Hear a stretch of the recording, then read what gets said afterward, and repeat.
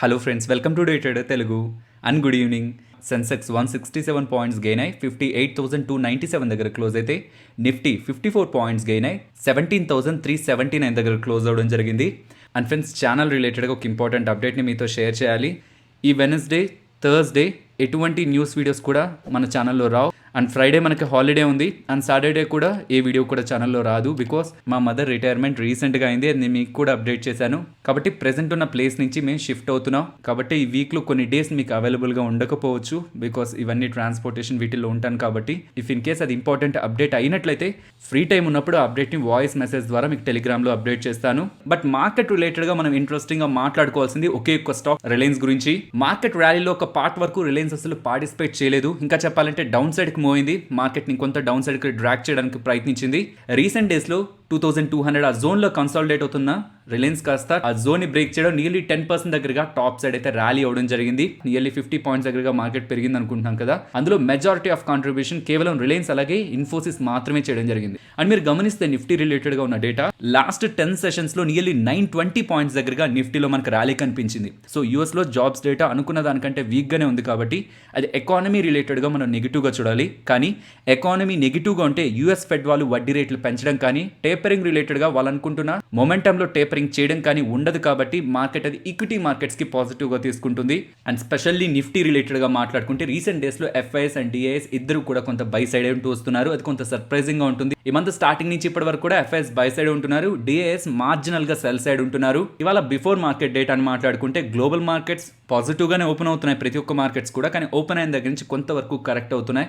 ఎఫ్ఐడిఐ activity మనకి ఈక్విటీలో పాజిటివ్గా ఉంది. కానీ ఎఫ్ఐఎస్కి సంబంధించిన ఎఫ్ఎన్ఓ యాక్టివిటీ మాత్రం వాళ్ళు ఫ్యూచర్స్లో లాంగ్ పొజిషన్స్ని తగ్గించారు, షార్ట్ పొజిషన్స్ని పెంచారు. ఈవెన్ ఆప్షన్ డేటా కూడా స్లైట్ నెగిటివ్గానే కనిపించింది. కానీ ఆ డేటాని అయితే నేను న్యూట్రల్గానే తీసుకున్నాను. బికాస్ ఆ నెంబర్ అంత హెవీగా లేకపోయేసరికి. అండ్ మార్కెట్ రిలేటెడ్గా షార్ట్ టర్మ్ వ్యూ రీసెంట్ డేస్లో మనం మల్టిపుల్ లెవెల్స్ని చేంజ్ చేస్తూ వస్తున్నాం టాప్ సైడ్కి.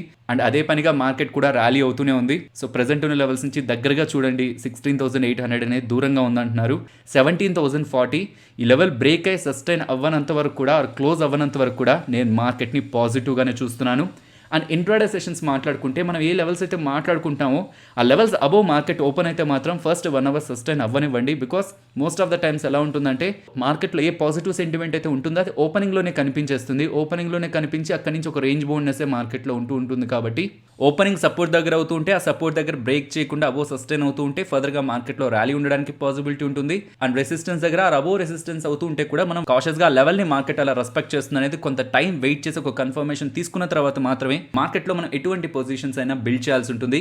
అండ్ నెక్స్ట్ టెలిగ్రామ్లో ఇవాళ మార్నింగ్ 6:50కి మీకు ఒక ఇమేజ్ అయితే షేర్ చేశాను. ఆ ఇమేజ్ని మోస్ట్లీ సేవ్ చేసి అయితే ఉంచడానికి ప్రయత్నించండి. మనం రెగ్యులర్గా మార్కెట్లో యాంటీ డంపింగ్ డ్యూటీని గవర్నమెంట్ విధించింది అని మాట్లాడుకుంటుంటాం కదా. సో విధించాక యాంటీ డంపింగ్ డ్యూటీ అనే అప్డేట్ మార్కెట్లోకి వచ్చాక మనం చూసే లోపే స్టాక్ ప్రైజెస్ ఎక్కువగా మూవ్ అవుతుంటాయి. కానీ ప్రెజెంట్ ఏ కంపెనీస్ రిలేటెడ్గా ఉన్న కెమికల్స్కి గవర్నమెంట్ యాంటీ డంపింగ్ డ్యూటీ విధించాలనుకుంటుందనే ఒక లిస్ట్ మీకు ఇక్కడ ఈ ఇమేజ్లో ఉంటుంది. వాటి ద్వారా ఏ కంపెనీస్కి బెనిఫిట్ అనేది కూడా మీకు ఇమేజ్లో లెఫ్ట్ హ్యాండ్ సైడ్ లాస్ట్లో మీకు కనిపిస్తూ ఉంటుంది. కెమికల్ స్టాక్స్ని ట్రాక్ చేస్తారు. ఇన్వెస్ట్ చేసిన వాళ్ళు తప్పకుండా ఇమేజ్ని అయితే సేవ్ చేసి అయితే ఉంచండి. ఇఫ్ మీరు టెలిగ్రామ్ ఛానల్లో లేనట్లయితే టెలిగ్రామ్ యాప్ ఇన్స్టాల్ చేసి డే ట్రేడర్ తెలుగు అని సర్చ్ చేశారంటే 2 lakh అబోవ్ మన వాళ్ళు జాయిన్ అయిన గ్రూప్ ఉంటుంది. అదే మన ఛానల్. రిలయన్స్ ఇండస్ట్రీస్ గురించి మాట్లాడుకుందాం. రీసెంట్ డేస్లో మల్టిపుల్ అప్డేట్స్ వింటున్నాం కదా. క్లీన్ ఎనర్జీ రిలేటెడ్గా వీళ్ళు మల్టిపుల్ ఇన్వెస్ట్మెంట్స్ చేయాలనుకుంటున్నారని. ఈవెన్ ఈ రోజు కూడా ఒక లైఫ్ సైన్స్ కంపెనీలో వీళ్ళు వాటాను అయితే అక్వైర్ చేస్తున్నట్టు ఒక అప్డేట్ వస్తుంది. అది మళ్ళీ మాట్లాడుకుందాం. బట్ వీళ్ళ రిలేటెడ్గా కనిపిస్తున్న స్ట్రాటజిక్ ప్లాన్ రిలేటెడ్గా మార్కెట్లో డిస్కషన్స్ అయితే స్టార్ట్ అయ్యాయి. In simple terms Mukesh Ambani garu ఒక మాస్టర్ ప్లాన్తో మార్కెట్లోకి రాబోతున్నారని, చాలా important and big decisions telecom industry రిలేటెడ్గా వినాయక చవితి రోజు మార్కెట్లో ఉండబోతున్నాయని అలాగే డిస్కషన్స్ అయితే కనిపిస్తున్నాయి. ఇవాళ మనకి 6th September and 10th September మనకి వినాయక చవితి. ఆ రోజున ఎందుకు పాయింట్ చేస్తున్నానంటే ప్రీవియస్గా జరిగిన యాన్యువల్ జనరల్ మీటింగ్లో ముఖేష్ అంబానీ గారు చేసిన స్టేట్మెంట్స్ వినాయక చవితి రోజు రిలయన్స్ ఇండస్ట్రీస్ అలాగే గూగుల్ వాళ్ళు వీళ్ళిద్దరూ కూడా కలిసి డెవలప్ చేసిన జియో ఫోన్ నెక్స్ట్ని మార్కెట్లో లాంచ్ చేస్తారని చెప్పారు. ఒక ఫోన్ని లాంచ్ చేస్తుంటే అది మాస్టర్ ప్లాన్ ఎలా అవుతుంది? దాంట్లో మాస్టర్ ప్లాన్ ఏం కనిపిస్తుందంటే రిలయన్స్ వాళ్ళు ఎటువంటి ఫోన్స్ని తీసుకొస్తున్నా దాన్ని జియోతో టైఅప్ చేసే ప్రయత్నం చేస్తూ ఉంటారు. యాక్చువల్గా ప్రీవియస్గానే ఒక లో కాస్ట్ మొబైల్ని వాళ్ళు మార్కెట్లో రిలీజ్ చేశారు. దాంతో కూడా వీళ్ళ జియో ఒక సబ్స్క్రైబర్స్ నెంబర్ అనేది పెరిగింది. కానీ అలా వచ్చిన నెంబర్ ఎవరైతే ఆ జియో ఫోన్స్లో జియోని యూజ్ చేస్తున్నారో వాళ్ళు ఎక్కువగా రీఛార్జెస్ అయితే చేయట్లేదు. బికాస్ అది ఒక స్మార్ట్ ఫోన్ కాకపోవడం. ఇప్పుడు వీళ్ళు తీసుకొస్తున్న స్మార్ట్ ఫోన్ రిలేటెడ్గా ప్రీవియస్గా వాళ్ళ జియో ఫ్యూచర్ ఫోన్ యూజ్ చేస్తున్న వాళ్ళు కూడా దీంట్లోకి షిఫ్ట్ చేయగలిగితే, మైగ్రేట్ చేయగలిగితేనే ఇది ఒక బిగ్ సక్సెస్ రిలయన్స్ వాళ్ళకి. ఇతర టెలికాం సబ్స్క్రైబర్స్ని కాదు, వీళ్ళ own 4G feature phone use చేస్తున్న వాళ్ళని ఈ స్మార్ట్ ఫోన్లో కన్వర్ట్ చేయగలిగితే అదొక బిగ్గెస్ట్ సక్సెస్ అవుతుంది రిలయన్స్ రిలేటెడ్గా. దీని రిలేటెడ్గా సిఎల్ఎస్ఏ వాళ్ళు చేస్తున్న స్టేట్మెంట్స్, ఇఫ్ తీసుకొస్తున్న ఫోన్ ప్రైస్ అనేది లెస్ దాన్ 5,000 ఉన్నట్లయితే పర్ మంత్ 20 lakh ఫోన్స్ దగ్గరగా రిలయన్స్ ఇండస్ట్రీస్ వాళ్ళు సెల్ చేయడానికి పాసిబిలిటీ ఉంటుందని చెప్తున్నారు. ఇన్ఫ్యాక్ట్ ఇది ఒక చీపెస్ట్ స్మార్ట్ ఫోన్గా రాబోతుందని కూడా, ఇంకా చెప్పాలంటే ఎవరు ఊహించిన ప్రైస్ కూడా రిలయన్స్ వాళ్ళు ఇది మార్కెట్లోకి తీసుకురాబోతున్నారు. బికాస్ వాళ్ళ మెయిన్ ఎయిమ్ ఫోన్స్ని సెల్ చేసి అలా లాభాలని సంపాదించడం కాదు, ఆ ఫోన్కి జియో నెట్వర్క్ని టైఅప్ చేసి జియో సబ్స్క్రైబర్స్ని పెంచుకోవడం, ఎగ్జిస్టింగ్గా వీళ్ళ నెట్వర్క్ని వీళ్ళ జియో ఫ్యూచర్ ఫోన్లో యూజ్ చేస్తున్న వాళ్ళని కూడా ఈ స్మార్ట్ ఫోన్లో కన్వర్ట్ చేయడం, తద్వారా సబ్స్క్రైబర్స్ని పెంచుకోవాలని అండ్ స్పెషల్లీ ఆర్పు మీద వీళ్ళు ఫోకస్ చేస్తున్నారని ఇలా స్టేట్మెంట్స్ అయితే కనిపిస్తున్నాయి. పర్సనల్గా నేను గమనిస్తున్నది ప్రైజింగ్, బికాస్ వీళ్ళు ఫోకస్ చేస్తున్నది ప్రైస్ సెన్సిటివ్ సబ్స్క్రైబర్ నెట్వర్క్ని. ఇది కూడా మనం గుర్తుంచుకోవాలి. ఒకరికి పాజిటివ్ అవుతుందంటే ఇంకొకరికి నెగిటివ్. వాళ్ళు ఒకవేళ ఏదైనా స్ట్రాంగ్ స్ట్రాటజిక్ ప్లాన్స్తో మార్కెట్ని హిట్ చేస్తే అప్పుడు మనకి ఎయిర్టెల్లో కొంతవరకు కరెక్షన్ కనిపించడానికి పాసిబిలిటీ ఉంటుంది. బట్ నేను ఇది అగైన్ చెప్తున్నాను, టెలికామ్ స్పేస్లో మీరు లాంగ్ టర్మ్కి చూస్తుంటే వచ్చే ఎవ్రీ డిప్ని కూడా, ఎయిర్టెల్లో వచ్చే ఎవ్రీ డిప్ని కూడా ఒక బయింగ్ ఆపర్చునిటీలానే చూడండి. కొంత పేషెన్స్ ఉండాలి. బికాస్ స్టిల్ ఇంకా మనకి స్ట్రగుల్ కనిపిస్తుంది టెలికామ్ నెట్వర్క్లో. ఈ మార్కెట్ షేర్ని పెంచుకునేందుకు అట్రాక్టివ్ ఆఫర్స్ని తీసుకొచ్చి డిస్రప్షన్ స్టిల్ మనకు కనిపిస్తుంది. అండ్ జియో వాళ్ళు ఇలాంటి స్ట్రాటజిక్ ప్లాన్స్ని అనౌన్స్ చేస్తున్నప్పుడు అది ఒకవేళ హిట్ అవుతుందని మార్కెట్ నమ్మితే ఎయిర్టెల్ని నెగిటివ్గా రివార్డ్ చేస్తుంటుంది. అది అప్పుడు మనం ఆపర్చునిటీగా తీసుకొని స్లోగా మనం క్వాంటిటీస్ని అయితే బిల్డ్ చేయొచ్చు. ప్రీవియస్గా మనం మెటల్స్ గురించి మాట్లాడుకున్నప్పుడు కాపర్ రిలేటెడ్గా అయితే హింద్ కాపర్, అల్యూమినియం రిలేటెడ్గా అయితే డైరెక్ట్ ప్లే నాల్కో వాళ్ళు చేస్తారు. మీన్స్ కంప్లీట్ వీళ్ళ ప్యూర్ ప్లే అంతా కూడా అల్యూమినియంలో ఉంటుంది. ఇవి కాకుండా అల్యూమినియంలో వాళ్ళ బిజినెస్ని చేస్తున్న మెటల్ కంపెనీస్ హిందాల్కో అండ్ వేదాంత.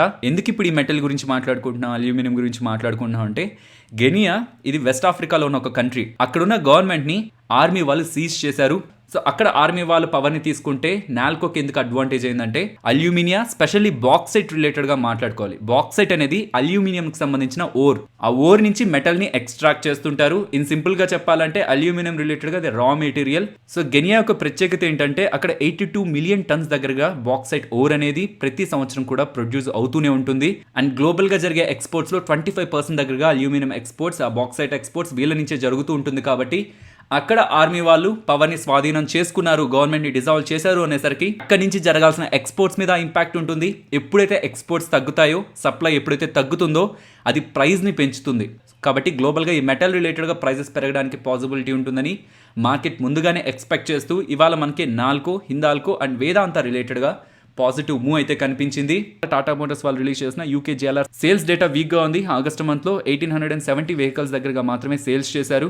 అది month on month, year on year రెండిట్లో కూడా తక్కువగానే ఉంది. ఆటో సెగ్మెంట్ రిలేటెడ్గా మార్కెట్ కొంత వీక్గానే ఉంది. కాబట్టి ఈ సేల్స్ డేటా కారణంగా స్టాక్లో మనకి ఇవాళ ఎక్కువగా ఫాల్ అయితే కనిపించలేదు. నెక్స్ట్ వెల్స్పన్ ఇండియా గురించి మాట్లాడుకోవాలి. టెక్స్టైల్ స్టాక్స్లో most of the textile stocks rally అవుతున్న పాయింట్లో కూడా ఈ స్టాక్లో మనకి పెద్దగా ర్యాలీ కనిపించలేదు. ఒక రేంజ్ బౌండ్నెస్ని మెయింటైన్ చేసింది. Nitin spinners and Welspun India ఈ రెండు మాట్లాడుకుంటున్న ప్రైస్ నుంచి నితిన్ స్పిన్నర్స్ చాలా ఎక్కువగా ర్యాలీ అవుతుంటే వెల్స్పన్ ఇండియా ఎక్కువగా పెరగను లేదు, అటు ఎక్కువగా పడను లేదు. కానీ వాళ్ళ స్టాక్ నియర్లీ 9% దగ్గరగా ర్యాలీ అయింది. దీనికి ఉన్న major reason surgical face mask రిలేటెడ్గా వీళ్ళకి USFDA వల్ల అప్రూవల్ అయితే లభించడం జరిగింది. అండ్ ఇలా సర్జికల్ మాస్క్ USFDA అప్రూవల్ ఇచ్చిన first Indian company Welspun India అని వీళ్ళు క్లెయిమ్ చేస్తున్నారు. సో ఇలా USFDA వల్ల అప్రూవల్ ఇచ్చారు కాబట్టి ఈ 3-ply సర్జికల్ మాస్క్ ని వీళ్ళు ఇప్పుడు US కూడా ఎక్స్పోర్ట్ చేయొచ్చు. తద్వారా వీళ్ళు బెటర్ మార్జిన్స్ ని సంపాదిస్తారని ఒక పాజిటివ్ ఎక్స్పెక్టేషన్స్ తో వెల్స్పన్ ఇండియా వాళ్ళ ర్యాలీ అవడం జరిగింది. వెల్స్పన్ ఇండియా వాళ్ళ major business home textiles. Next footwear stock అనే లిబర్టీ షూస్ గురించి మాట్లాడుకోవాలి. ఇవాళ వచ్చిన అప్డేట్ ఎంటైర్ ఫుట్వేర్ స్టాక్స్ రిలేటెడ్గా, బట్ అన్ని స్టాక్స్ని ఒకలా అయితే ఇంపాక్ట్ చేయలేదు. ఇప్పుడు కనిపిస్తున్న అప్డేట్ న్యూస్ పేపర్లో పబ్లిష్ అయిన అప్డేట్. అది government to extend incentive scheme for leather and footwear industry అని మనకు కనిపిస్తూ ఉంటుంది. ప్రీవియస్గానే గవర్నమెంట్ ఆఫ్ ఇండియా వాళ్ళు ఈ ఫుట్వేర్ ఇండస్ట్రీకి ఇన్సెంటివ్ స్కీమ్ అయితే ప్రకటించారు. అది ఫర్దర్గా కూడా ఎక్స్టెండ్ చేయబోతున్నారని. ఎక్స్టెండ్ ఎంతవరకు నియర్లీ 2026 వరకు కూడా గవర్నమెంట్ ఇలా ఎక్స్టెండ్ చేయబోతుందని, దీనికోసం నియర్లీ 1700 crore దగ్గరగా ఖర్చు పెట్టి ఇండస్ట్రీ యొక్క మ్యానుఫ్యాక్చరింగ్ అండ్ ఎక్స్పోర్ట్స్ ని పెంచాలనుకునేలా గవర్నమెంట్ ప్రయత్నిస్తుందనేలా ఈ ఆర్టికల్లో డేటా అయితే కనిపిస్తుంది. యాక్చువల్గా ఇండస్ట్రీ కూడా మంచి రేట్తోనే గ్రో అవుతుంది. అండ్ ఆల్రెడీ గవర్నమెంట్ కూడా ఇన్సెంటివ్ స్కీమ్ ఇచ్చిన ఫర్దర్గా ఎక్స్టెండ్ చేయబోతున్నారు అనేసరికి స్టాక్స్లో స్పెషల్లీ పర్టికులర్ స్టాక్లోనే మనకి ఇలా అప్పర్ సర్క్యూట్ అయితే కనిపించింది. ఇఫ్ ఇన్ కేస్ ఈ ఫుట్వేర్ స్పేస్లో మీరు ఇన్వెస్ట్మెంట్ చేయాలనుకుంటూ ఉంటే రిస్క్ తక్కువగా ఉండాలి, కన్సిస్టెంట్గా కాంపౌండింగ్ ఉండాలనుకుంటే బాటా కానీ రిలాక్సో ఫుట్వేర్స్లో కానీ ఇన్వెస్ట్మెంట్ అయితే చేయొచ్చు. లేదు హైయర్ రిటర్న్స్ కావాలి, హైయర్ రిస్క్ కూడా మేము తీసుకోగలం అనుకుంటేనే ఈ లిబర్టీ షూస్ అలాగే ఖాదింలో ఇన్వెస్ట్మెంట్ అయితే చేయొచ్చు. నెక్స్ట్ ఐసిఐసిఐ లంబార్డ్ అలాగే ఐసిఐసిఐ బ్యాంక్ గురించి మాట్లాడుకోవాలి. ఈ ఐసిఐసిఐ లంబార్డ్ జనరల్ ఇన్సూరెన్స్లో ఐసిఐసిఐ బ్యాంక్ వాళ్ళు 51.87% దగ్గరగా వాటాని హోల్డ్ చేస్తున్నారు. అది 30%కి తగ్గించుకోవచ్చని, నియర్లీ 21.87% దగ్గరగా వాటాని తగ్గించుకోవచ్చని ఐఆర్డిఏ వాళ్ళు అనుమతి అయితే ఇవ్వడం జరిగింది. ఈ ఐసిఐసిఐ లంబార్డ్లో ఐసిఐసిఐ బ్యాంక్ హోల్డ్ చేస్తున్న వాటా నియర్లీ 21% దగ్గరగా తగ్గబోతుందని అప్డేట్ రావడంతో స్టాక్ నియర్లీ 4% దగ్గరగా కరెక్షన్ అయితే కనిపించింది. ఫైనలీ బయింగ్ సెల్లింగ్ ఇదంతా ఒక పాయింట్లో సెటిల్ అవుతుంది కాబట్టి ఇది ఫండమెంటల్గా నెగిటివ్ కాదు, ఈవెంట్ వల్ల క్రియేట్ అవుతున్న నెగిటివ్. నెక్స్ట్ M&M ఫైనాన్స్ గురించి మాట్లాడుకోవాలి.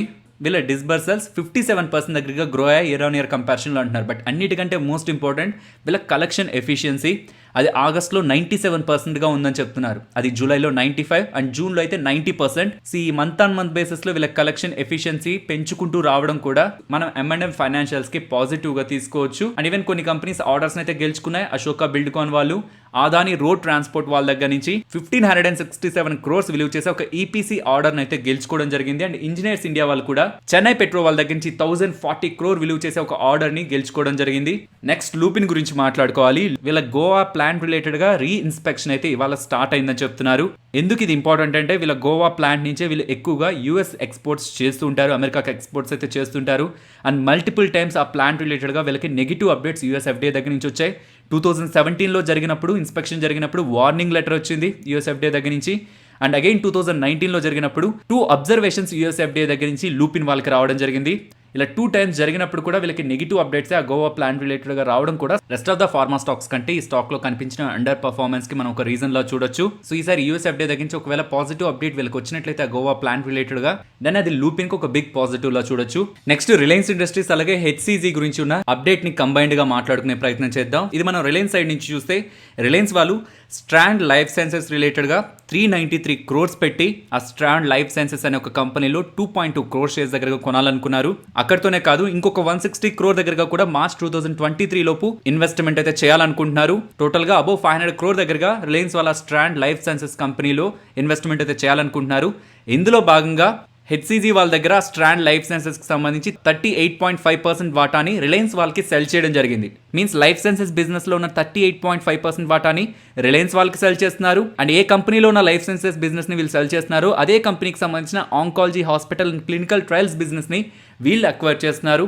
సో వీళ్ళు అమ్ముతున్నది అండ్ కొంటున్నది ఈ రెండు పోన్ వీళ్ళకి నియర్లీ 80 crore దగ్గరగా నెట్ క్యాష్ అనేది క్రెడిట్ అవుతుంది. అండ్ అలాగే 240 మీకు మనీ కంట్రోల్ ఒక లింక్ నేను టెలిగ్రామ్ లో ప్లేస్ చేశాను కదా, అది క్లిక్ చేస్తే ఈ 2021లో వివిధ ఇన్వెస్టర్స్ కి సంబంధించిన పోర్ట్ఫోలియో హోల్డింగ్స్, ఆ హోల్డింగ్స్ లో మోర్ దాన్ 100% దగ్గరగా రిటర్న్ ఇచ్చిన స్టాక్స్ నియర్లీ 18 స్టాక్స్ దగ్గరగా మనీ కంట్రోల్ వాళ్ళు ఒక ఆర్టికల్లో డేటాను అయితే పబ్లిష్ చేశారు. అండ్ ఆ స్టాక్స్ ఇప్పుడు మీకు స్క్రీన్ పైన కనిపిస్తుంటాయి. నెక్స్ట్ నిఫ్టీ అలాగే bank Nifty support and resistance ని ఈ లెవెల్స్ గా గమనిస్తున్నాను. సపోర్ట్ ఇమీడియట్ గా 17,280, ఇఫ్ అది బ్రేక్ అయితే 17,220 అండ్ రెసిస్టెన్స్ 17,380, ఇఫ్ అది బ్రేక్ అయితే 17,490. And bank Nifty support 36,530, if అది బ్రేక్ అయితే 36,240 and resistance 37,190. Next Nifty option chain మాట్లాడుకుందాం.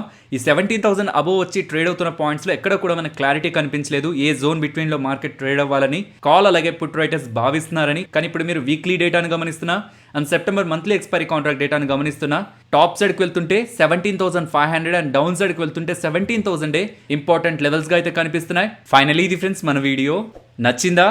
నచ్చితే వీడియోని లైక్ చేయండి ఫ్రెండ్స్. అండ్ ఈ వీడియో మన వాళ్ళకి యూజ్ అవుతుంది అనుకుంటే తప్పకుండా షేర్ చేయండి. అండ్ ఛానల్ని సబ్స్క్రైబ్ చేయనట్లయితే ఛానల్లో ఉన్న కంటెంట్ని గమనించండి. ఇఫ్ ఆ కంటెంట్ మీకు యూజ్ అవుతుంది అనుకుంటే ఛానల్ని సబ్స్క్రైబ్ చేసి పక్కనే ఉన్న బెల్ ఐకాన్ క్లిక్ చేయండి. మరొక ఇంట్రెస్టింగ్ వీడియోతో మళ్ళీ మీ ముందుకు వస్తాను. అంతవరకు టేక్ కేర్. జై హింద్.